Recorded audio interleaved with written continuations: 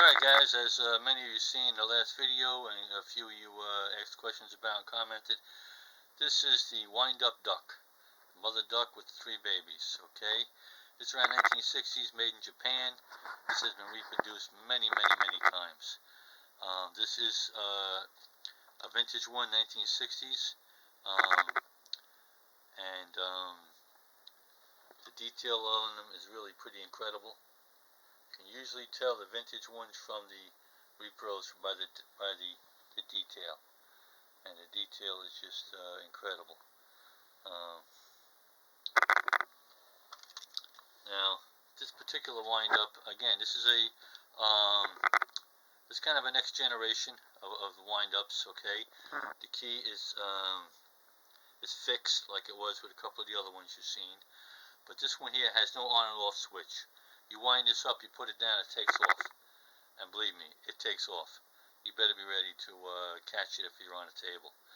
So, but the other thing that this particular one does that no other wind-up that I have anyway does, and I haven't seen too many that do, is this one actually has the ability to make a realistic sound of the character that is being presented.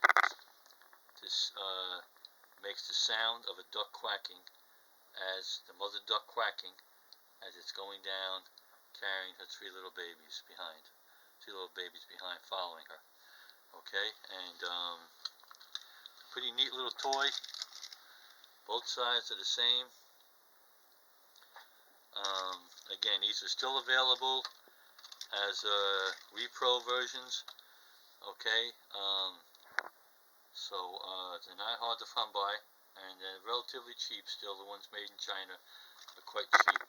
This one here I bought years ago. I actually bought it as a gift for a relative of mine, and I reacquired it when they downsized. It was given back to me rather than be put in storage. So it's pretty special. It's a personal item to me, but it's really it's a neat little thing. It's not big at all. You can see by my finger. Okay, it's maybe the mother duck is maybe 3.5 inches long. The baby ducks are maybe 2 inches long. Okay, not big at all, but it's pretty cool. And the coolest thing about it, I think, is the fact that it makes the quacking sound, as you'll see. I believe there's little bellows in there. Tiny little bellows, and as the key goes around, the mechanism somehow or another squeezes this little bellows and produces the sound. The ingeniousness of these wind-ups are really what makes them so very interesting. So I'm going to wind it up for you here and give you a little sample. I'll shoot it across the table in both directions. Sit tight a minute here while I get... Alright guys, I got it wound up. Again, there's no on and off switch.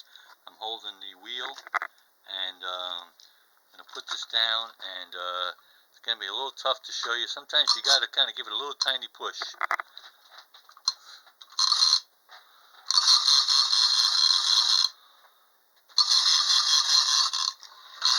Other times, it'll take off on its own. And catch it before it goes off the table.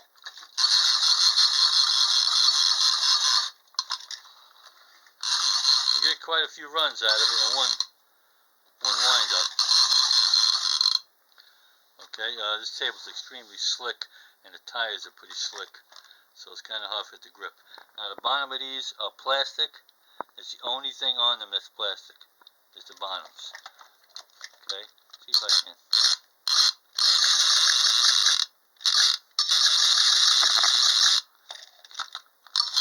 Again, the sound is what's cool about this. So it's a pretty neat little item. I just wanted to give you a close-up of it. And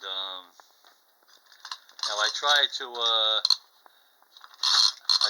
tether it. I tried to tether it so it would go around, as I did with the monkey and the duck in earlier videos, but she didn't like being tethered. This duck is a free-range duck, and she didn't like you messing around with her and her little babies.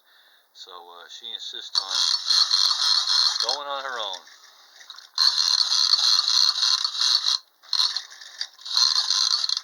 So that's the story on the wind-up mother duck and the 3 ducklings. And again, they are still available, but they are not. To find one like this, identical to this original, they go for a decent amount of money. So the repros from China you can pick up probably for $20.